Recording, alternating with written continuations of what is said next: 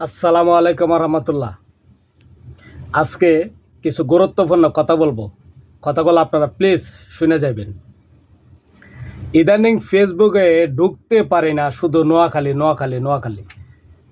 নোয়াখালীরা বিভাগ দাবি করতেছে, ওরার ভিতরে ওরা পাইতারা করতেছে, কিন্তু বিভাগ দাবি করতেছে ওরা ঠিকই নোয়াখালী বিভাগ হওয়ার জন্যে।